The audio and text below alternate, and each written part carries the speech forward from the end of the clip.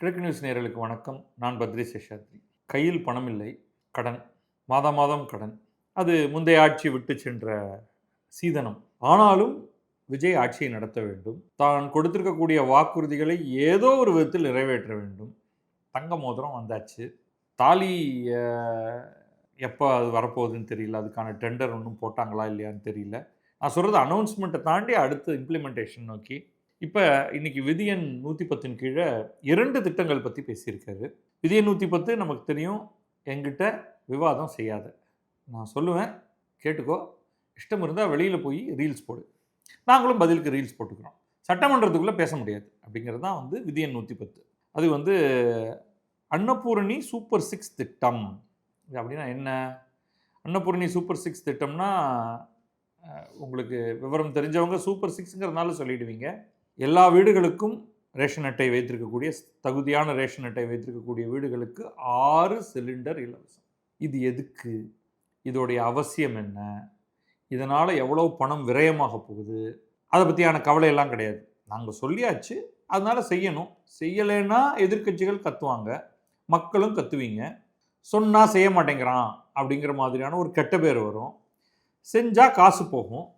இதெல்லாம் எல்லாரும் வீட்டில் இருக்கிறவங்க எல்லாரும் காசு கொடுத்து தான் வாங்கிட்டு இருக்காங்க. அதில் சில பேருக்கு நிச்சயமாக கஷ்டப்படுவாங்க. கஷ்டப்படும் மக்களுக்கு உதவுவோம் அப்படின்னா யார் கஷ்டப்படுறான்னு எங்களுக்கு எப்படிங்க தெரியும்? சரி, நாங்கள் ஏதோ ஒரு கணக்கு எடுத்து கொடுக்குறோம்னா உடனே மற்றவங்கெல்லாம் நாங்கள் மட்டும் என்ன, அவங்களுக்கு மட்டும் தரீங்களே என்று கேட்பார்கள். நம்ம மக்கள் அப்படி கேட்கக்கூடியவர்கள் தான். யாராவது எங்கேயாவது இலவசமாக கொடுக்குறாங்கன்னா உடனே கையை நீட்டுறது அப்படிங்கிறது நம்ம மக்களுக்கு இயல்பிலேயே வந்திருக்கக்கூடிய ஒரு என்ன சொல்கிறது, ஒரு குணநலன். அதை வைத்துக்கொண்டு அவர்களும் கேட்பார்கள். எல்லாருக்கும் கொடுத்துருவோம். எல்லாருக்கும் கொடுத்தா காசு அது பார்த்துக்கலாம், பின்னாடி பார்த்துக்கலாம். அது மரிய வில்சனை கடன் வாங்கிக்க சொல்லிக்கலாம் அப்படின்னு சொல்லி விட்டுட்டாரு. ஸோ இன்றைக்கி மானிய கோரிக்கைகள் மீதான விவாதம் நடைபெறுகிறது. ஆனால் இவர் மட்டும் எழுந்து இந்த ஒரு 2-3 விஷயம், அதில் ஒன்று ஏர்போர்ட், அதை பற்றி நம்ம தனியாக பேசியாச்சு, பரந்தூர் ஏர்போர்ட். இந்த விஷயத்தை பற்றி பார்ப்போம். விதி 110 அன்னபூர்ணை சூப்பர் 6 திட்டத்தை பற்றி என்ன சொல்கிறான்னு பார்ப்போம். போர் சூழல் காரணமாக சிலிண்டர் விலை உயர்வு ஏற்பட்டுள்ளது. பொங்கல் பண்டிகை முதல் அன்னபூரணி சூப்பர் 6 திட்டம் செயல்படுத்தப்படும். அதாவது ஜனவரி 2027 ஜனவரியில் தான் இது செயல்படுத்தப்பட போகிறது. அப்பையும் என்ன நடக்க போகுது? பொங்கல் பண்டிகை முதல் செயல்பாட்டுக்கு வரும். இதில் முதல் கட்டமாக ஆண்டுக்கு 3 சிலிண்டர்கள் விலையில்லாமல் வழங்கப்படும். ஆண்டுக்கு 3 சிலிண்டர்கள் தான் முதல்ல விலையில்லாமல் வழங்கப்படும். அதுக்கப்புறம் அது எப்போ 6 சிலிண்டர் ஆகுங்கிறது தெரியாது. சரி, இதுக்கும் என்ன பண்ணுவாங்க? வரும் பொங்கல் பண்டிகை முதல் இந்த திட்டம் அமலுக்கு வரும். இதற்காக ஆண்டுக்கு 4000 கோடி ரூபாய் ஒதுக்கப்படும். இதில் சென்ட்ரல் கவர்மெண்ட் ஏற்கனவே கொடுக்கிற சப்சிடி போக மீதியை இவங்க எடுத்துக்க போகிறாங்க. 3 சிலிண்டருக்கு. எரிவாயு சிலிண்டருக்கான விலை நேரடியாக பயனாளியின் கணக்கில் வரவு வைக்கப்படும். 2027 பொங்கல் பண்டிகையிலிருந்து திட்டம் செயல்பாட்டுக்கு வரும்.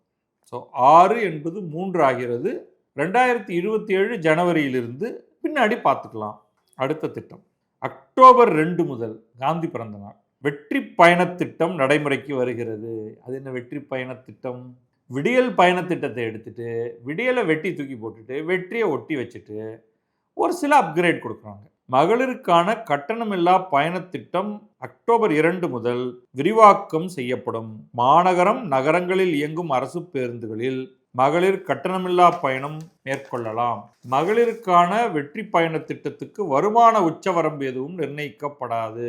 இப்போ யார் வேண்டுமானாலும் போகலாம் ஆப்வியஸ்லி. இல்லைனா எல்லாருக்கும் நான் அடையாள அட்டை வழங்கணும், உங்களுடைய வருமான கணக்கெல்லாம் பார்க்கணும். Cost of administration is high. நீங்கள் அந்த அடையாள அட்டையை பேக்கெட்டுக்குள்ளே வச்சுக்கணும். அதை நீங்கள் நடத்துனர் கேட்டாருன்னா காண்பிக்கணும். அதுக்கு பேசாமல் நீங்கள் பெண்கள் மாதிரி தெரிந்தால் முடிச்சிடலாம், கொடுத்துடலாம் ஃப்ரீயாக. இதில் வேறு சில பிரச்சனைகள்லாம் இருக்குது. கம்ப்ளீட்டாக அந்த முஸ்லீம்கள் அணிந்து கொள்ளக்கூடிய புர்காவை போட்டுட்டு நாங்கள் பெண் அப்படின்னு சொல்லிட்டு நாங்கள் விளையாட்டெல்லாம் பேச மாட்டோம், டிக்கெட் கொடுங்க அப்படின்னா என்ன நடக்கும் அப்படின்னு இதெல்லாம் சில வீடியோக்கெல்லாம் வந்திருக்கு. திறந்து பாருன்னா உள்ளுக்குள்ளே ஒரு ஆம்பளை இருக்கு, இலவசமாக பயணம் செய்யணும் அப்படிங்கிறதுக்காக. ஆனால் இலவசமாக ஆண்களுக்கும் பயணம் அப்படின்னு நம்ம எடப்பாடியார் அவர்கள் சொல்லியிருந்தார். அவரை ஆட்டத்தில் சேர்க்கல, அவரை 3ஆவதாக தள்ளி விட்டாச்சு. ஒருவேளை இவர்கிட்ட ஆண்கள்லாம் சேர்ந்து ஒரு கோரிக்கை ஒன்று வைக்கணும். ஐயா, பெண்களுக்கெல்லாம் இலவசமாக கொடுக்குறீங்க, இப்போ ஆண்களுக்கும் இலவசமாக கொடுத்தீங்கன்னா நல்லா போகும் அப்படின்னு. அவரும் சொல்லுவார், நல்லா போகும், டிரான்ஸ்போர்ட்டேஷன் டிபார்ட்மெண்ட் ரொம்ப நல்லா போகும், இழுத்து மூடிட்டு எல்லாரும் கிளம்பி போக வேண்டியதுதான் அப்படின்னு. இதற்கு எத்தனை கோடி ரூபாய்களை ஒதுக்கி இருக்கிறீர்கள் அப்படின்னா சொல்லலை. விதி எண் 110. அதனால் இப்போதைக்கு சொல்ல முடியாது. அடுத்து உங்களுக்கு வந்து இந்த போக்குவரத்து துறையோடைய மானிய கோரிக்கையில் வந்து ஏதாவது எங்கேயாவது ஒரு ஓரத்தில் ஏதாவது ஒளிஞ்சிருக்கா என்ன அப்படின்னு பார்க்கலாம். But what is the real cost? Big challenge. இது அவ்வளவு பெரிய காரியமா? ஒரு அழகாக இன்றைக்கி வந்து ஒரு ப்ரீவியஸ் கவர்மெண்ட்டில் இந்த ஒன் சென்னை அப்படிங்கிற மாதிரி ஒரு திட்டம் ஒன்று கொண்டு வந்து ஒரே ஆப் எல்லா இடத்துலையும் ஒர்க் ஆகும். அப்போ நீங்கள் நடத்துனரே வேண்டாம். இன்றைக்கி ஐரோப்பிய நாடுகளில் இதுதான் ஒர்க் ஆகிட்டுருக்கு. எல்லார் கையிலையும் மொபைல் ஃபோன் இருக்குது.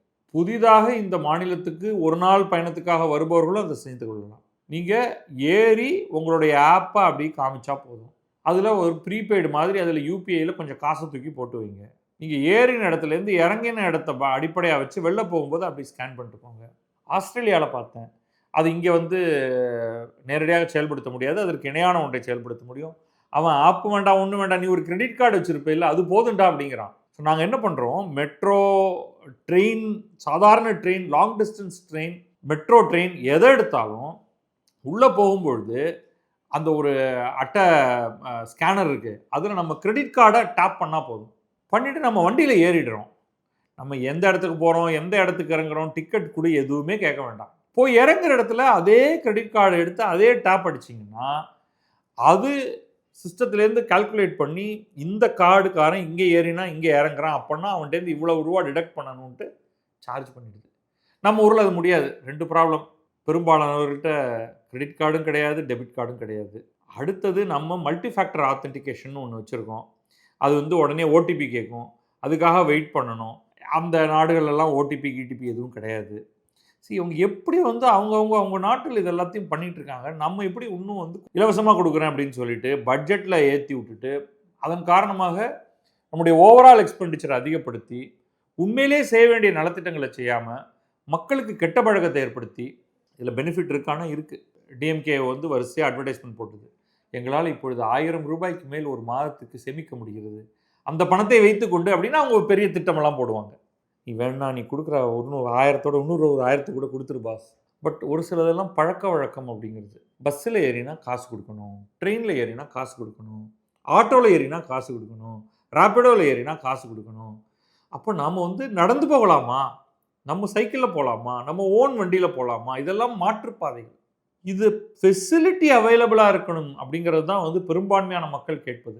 அப்போ தான் நீங்கள் வந்து இந்த மெட்ரோ ரயில் கொண்டு வந்தப்போ எல்லாம் கடுப்படிச்சாங்க.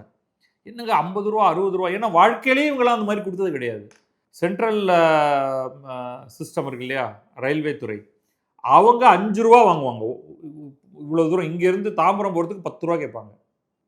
மயிலாப்பூர்லேருந்து தாம்பரம் போகிறதுக்கு 10 ரூபா கேட்பாங்க. மயிலாப்பூர் அல்லது சைதாப்பேட்டை எங்கேயாவது ஒரு இடத்துலேருந்து. அதெல்லாம் ஒரு பணமே கிடையாது. அவன் ஒட்டுமொத்தமாக மொத்த சிஸ்டத்தில் அதை சப்சிடைஸ் பண்ணி தொலைக்கிறான். மெட்ரோ அப்படிலாம் நடத்தினா மெட்ரோ காலி. இப்போ ஆரம்பத்தில் மெட்ரோ வந்து அதெல்லாம் கிடையாதுங்க. 50 ரூபா, 40 ரூபா, 30 ரூபா, 20 ரூபா, 20 ரூபா தான் மினிமமே அப்படின்னு வைக்க ஆரம்பித்தப்ப எல்லாம் இதெல்லாம் வந்து உருப்படாது, இது யாரும் எடுக்கவே மாட்டாங்க, யாரும் பைசாவே தர மாட்டாங்கன்னு கோடி கோடியாக மக்கள் போயிட்டுருக்காங்க. இன்றைக்கி தரமான சேவையை கொடு, தேவை இருக்கிறவங்க போவாங்க. இன்றைக்கி ஒருத்தங்க தம் அடிக்கிறதுக்கு எவ்வளோ காசு செலவு பண்ணுறாங்க, மற்ற ஆடம்பரங்களுக்கு எவ்வளோ காசு செலவு பண்ணுறாங்க. சாதாரண மக்கள், அடித்தட்டு மக்கள் எவ்வளோ சினிமா பார்க்குறதுக்கு, விஜய் சினிமா பார்க்குறதுக்கு எவ்வளோ செலவு பண்ணுறாங்க, ஜனநாயகனுக்கு எவ்வளோ கொட்டி கொடுத்துருக்காங்க. ஒரு உருப்படியான காரியத்துக்காக ஒரு இடத்துலேருந்து இன்னொரு இடத்துக்கு போகிறதுக்கு சில 10 ரூபாய்களை தர்றதுக்கு தயங்குவார்களா? நம்ம வந்து இது எல்லாத்தையும் ஒருங்கிணைத்து தரமான சேவையை தருவோம், நிறைய பஸ்ஸுகளை விடுவோம், நிறைய மினி பஸ்களை விடுவோம், நிறைய லாஸ்ட் மைல் கனெக்டர்ஸ் பண்ணுவோம். இப்போ நான் வந்து எனக்கு இப்பொழுதைக்கு என் வீட்டுக்கு ரொம்ப க்ளோசஸ்ட் மெட்ரோ ஸ்டேஷன்னா நந்தனம் ஸ்டேஷன். நந்தனத்துலேருந்து 2 கிலோமீட்டர் தள்ளி என் வீடு இருக்குது. நடக்க முடியாது, நடக்கலாம், ஆனால் ரோடு இருக்கிற நிலையில் வந்து அப்படி இப்படி வளைஞ்சு பஸ்ஸை தாண்டி இது ஓட்டிகிட்டு போகிற காரை தாண்டி நடந்துட்டு போகிறதுங்கிறது நடைபாதை கிடையாது. ரொம்ப கொடூரமாக இருக்கும். அப்போ நம்ம வந்து ஒரு ஆட்டோவை பிடிச்சோம்னா 100 ரூபா சார் அப்படிம்பாங்க. 2 கிலோமீட்டர் 100 ரூபா. இப்போ லாஸ்ட் மைல் கனெக்ஷன் ஒரு பஸ்ஸு, ஒரு மினி பஸ் விட்டுட்டு இருந்தாங்க. அதை மெட்ரோ கார்ட்லேயே ஒரு 10 ரூபா அந்த மாதிரி கொடுக்கலாம். அது எப்போ வரும்னே யாருக்கும் தெரியாது. அது 5 நிமிஷத்துக்கு ஒரு தடவை போய்கிட்டே இருக்கணும். இப்போ அதில் இன்வெஸ்ட் பண்ணுங்கப்பா. நீங்கள் 10 ரூபாங்கிறது 20 ரூபா கூட கேளுங்க. இப்போ நான் வந்து பொது போக்குவரத்தை பயன்படுத்த வேண்டும்னு நினைக்கிறேன். ஆனால் என்னால் செய்ய முடியாது. இப்போ இந்த நெக்ஸ்ட் ஃபேஸ் டெவலப்மெண்ட் வரும்போது என் வீட்டுக்கு க்ளோசஸ்ட் ஒன்று வரும். அப்புறம் இந்த எம்ஆர்டிஎஸ்ஸை மெட்ரோவுக்கு கொடுக்கறது முடிவு பண்ணிட்டாங்க. அதுக்கப்புறம் அந்த சாக்கடை மாதிரி இருக்கிற எம்ஆர்டிஎஸ் எல்லாத்தையும் ஒழுங்குபடுத்தி கொஞ்சம் அங்கே மூச்சு விடக்கூடிய மாதிரி நாற்றம் அடிக்காமல் அதை அவங்க மாற்றுறதுக்கே ஒரு சில வருஷங்கள் ஆகும். குப்பை கிடங்காக இருக்குது இன்றைக்கி. அப்படின்னு பார்த்தா எனக்கு பக்கத்தில் வந்து மந்தவெளி ஸ்டேஷன் இருக்குது. அதை எல்லா இடத்தோடையும் கனெக்ட் பண்ணணும். இப்போ எனக்கு நியரஸ்ட் கனெக்ஷன் மந்தவெளி ஸ்டேஷனில் எங்கே இருக்குது மெட்ரோவுக்கு வரத்துக்கு அப்படின்னா, நான் வந்து மந்தவெளியிலேருந்து வேளச்சேரி போய் ஆதம்பாக்கம் வழியாக சென்ட் தாமஸ் மவுண்ட்டுக்கு வரணும். அங்கேருந்து ஏறி இப்போ நான் கிண்டிக்கு போகணும்னு வச்சுங்க, இது வந்து தலையை இப்படி சுற்றி மூக்க தொடர மாதிரி ஆகும். ஸோ அதுக்கு அது அது இது தனி சிஸ்டம், அது தனி சிஸ்டமாக இருந்தது. இதெல்லாம் எப்போ எப்படி இணைக்க போகிறாங்க? நான் அண்ணா நகருக்கு போகணும், அதுக்கு வந்து எனக்கு நான் மெட்ரோவில் போகணும் அப்படின்னா I don't know how it's going to be. ஆனால் ஈவன் வித் இந்த ஃபேஸ் 2 எடுத்துக்கிட்டிங்கன்னா, இப்போ எல்லாம் நடந்துகிட்டு இருக்கக்கூடிய இந்த விரிவாக்கம், என் வீட்டிலேருந்து நான் பல இடங்களுக்கு போயிட்டு வந்துட முடியும். லாஸ்ட் மைல் கனெக்டிவிட்டி சரியாக இருந்ததுன்னா அதை பண்ணுங்க. நாட்டு மக்கள் பல பேர், சென்னை மக்கள் பெரும்பாலானவர்கள் மெட்ரோவை பயன்படுத்த ஆரம்பிப்பார்கள். அப்போ அது என்ன, நிச்சயமாக கன்ஜெஷனை குறைக்கும்.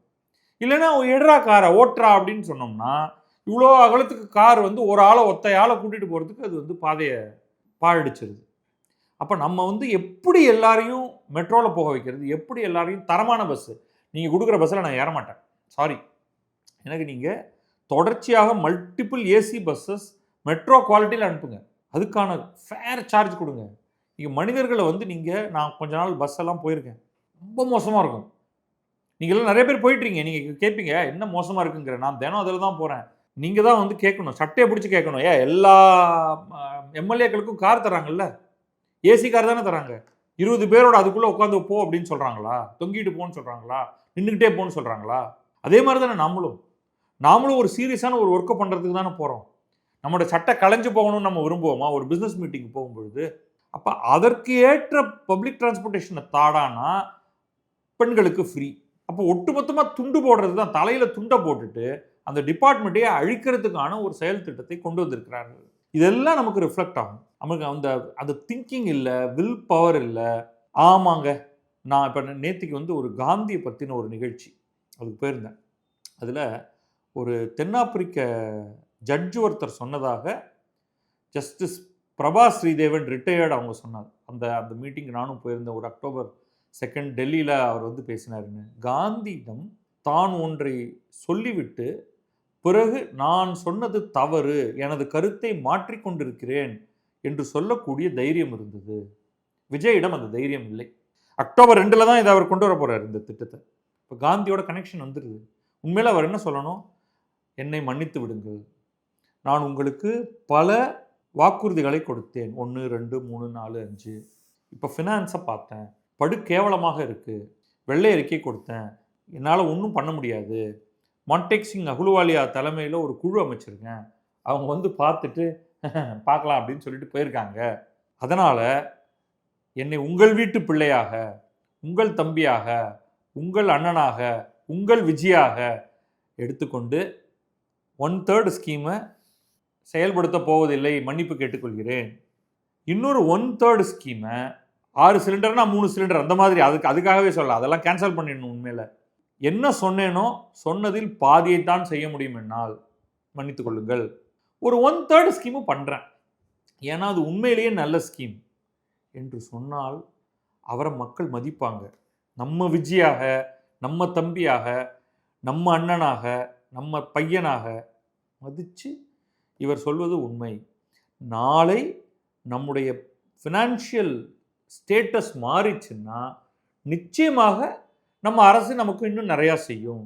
இன்றைக்கு நமக்கு தேவை வேற என்பதை புரிந்து கொண்டு மக்கள் அதை ஏற்றுக்கொள்வார்கள், உங்களை மீண்டும் ஜெயிக்க வைப்பார்கள். ஆனால் உங்களுக்கு அந்த தைரியம் இல்லை. காந்தியிடம் இருந்த அந்த தைரியம் இல்லை. நான் சொன்னது தவறு, என்னால் அதை செயல்படுத்த முடியும் என்று தெரியவில்லை, என் கருத்தை மாற்றிக்கொள்கிறேன், எல்லா ஃபேக்டையும் எடுத்து வச்சு பார்த்தா அதுதான் வந்து செயல்படுத்தக்கூடியது போல தெரிகிறது என்று சொல்வதில் என்ன தப்பு? Anyway, all of this together நம்ம வந்து மீண்டும் மீண்டும் கடன் வாங்குவோம், அதிகமாக கடன் வாங்குவோம். தங்கம் தென்றரசு விட்ட சவால் இன்னும் இருக்கிறது.